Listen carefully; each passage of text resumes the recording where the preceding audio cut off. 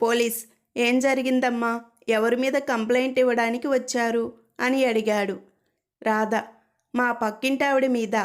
మా ఇంటి ముందు నేను వేసిన ముగ్గును ఫోటో తీసి తన ఇంటి ముందు తానే వేసుకున్నట్టుగా ఫేస్బుక్లో పోస్ట్ చేసింది.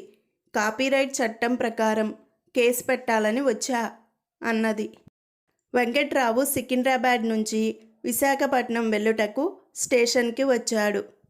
ట్రైన్ ఫుల్ అయ్యింది. సీట్స్ లేవు. ఆలోచించి 2 తుమ్ములు తుమ్మి బిగ్గరగా దగ్గాడు. అంతే, బోగి మొత్తం ఖాళీ అయ్యింది. మనవాడు అప్పర్ బెర్త్ ఎక్కి ఎంచక్కా పడుకున్నాడు. తెల్లవారి లేచాడు. ప్లాట్ఫారంపై కూలీని అడిగాడు, ఇది ఏ స్టేషన్ అని. కూలీ సికింద్రాబాద్ అని చెప్పాడు. వెంకట్, అదేంటి ట్రైన్ బయలుదేరలేదా అని అడిగాడు.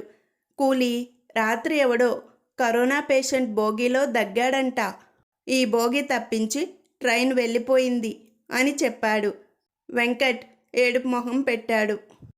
ఒక డాక్టర్కి పేషెంట్కి మధ్య సంభాషణ. డాక్టర్, నొప్పి ఎక్కడుంది అని అడిగాడు పేషెంట్ని.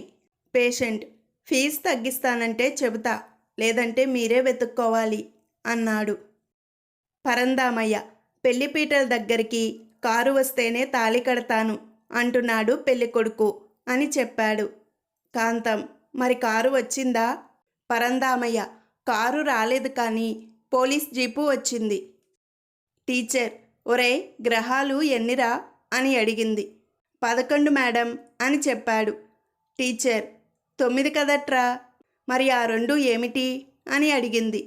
స్టూడెంట్, ఆగ్రహం సత్యాగ్రహం 2 గ్రహాలే కదా అన్నాడు.